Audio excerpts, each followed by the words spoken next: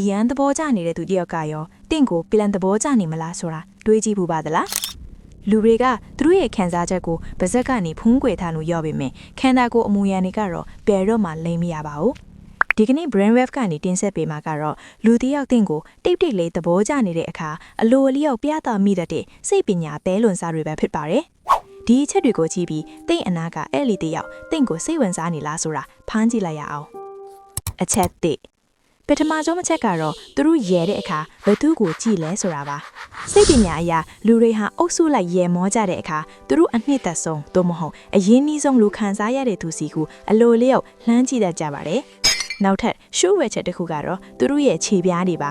ကျွန်တော်တို့ရဲ့ဦးနောက်ဟာကျွန်တော်တို့သွားချင်တဲ့နေရာသို့မဟုတ်ကျွန်တော်တို့သဘောကျတဲ့အရာတွေစီကိုခြေပြားလှည့်ထားလိရှိပါတယ်တကယ်လို့သူကတခြားသူနဲ့စကားပြောနေရင်တောင်သူ့ခြေပြားကတင်းဘက်ကိုလှည့်နေရဆိုရင်ဒါဟာကြီးမားတဲ့တဲလွန်စားပါတယ်အချက်2ဒုတိယအချက်ကိုစိတ်ပညာမှာ chameleon effect လို့ခေါ်ပါတယ်ပုတ်တင်ညိုအထာပေါ့လေတိအမူအရာတွေကိုသူကသတိမထားမိပဲလိုက်လို့နေတာပါလူတယောက်ကိုအလွန်အမင်းသဘောကျတဲ့အခါကျွန်တော်တို့ဦးနောက်ထဲကမှန်ပြောင်းဆဲလိပြီးအလွတ်လွတ်လာပါတယ်တင်ကလက်ပိုက်လိုက်ရင်သူကလည်းချက်ချင်းလက်ပိုက်ပိုင်မယ်တင်ကရေခွက်ကိုလှမ်းကင်လိုက်ရင်သူလည်းသူ့ရေခွက်ကိုလှမ်းကင်မိပါလိမ့်မယ်ဒီလိုမျိုးတင်းရေကိုနီဟန်ထားတွေကိုသတိမထားမိပဲကူးချနေပြီဆိုရင်တော့သူဟာတင်းရဲ့လှိုင်းနှုံးနဲ့တတထဲကျနေပြီလို့ဆိုလိုတာပါအချက်3တတိယအချက်ကတော့ personal space လို့ခေါ်တဲ့ကိုယ်ပိုင်အကွာအဝေးကိုကျော်လွန်ဝင်ရောက်လာခြင်းပါလူတိုင်းမှာမရင်းနှီးသူတွေကိုပေးမကတ်တဲ့အကွာအဝေးတစ်ခုရှိပါတယ်ဒါပေမဲ့သူကတော့တင့်အနာကိုရောက်ဖို့အမြဲတမ်းအကြောင်းပြချက်ရှာနေတတ်ပါတယ်နောက်ပြီး micro touches လို့ခေါ်တဲ့မတိမတာထိတွေ့မှုလေးတွေကိုသတိထားကြည့်ပါရဲလိုက်တဲ့အခါတင့်ပခုံးကိုမတိမတာလှပေါက်တာမျိုးတင့်အင်ကြီးကဖုံလေးကိုခါပေးတာမျိုးတွေပါ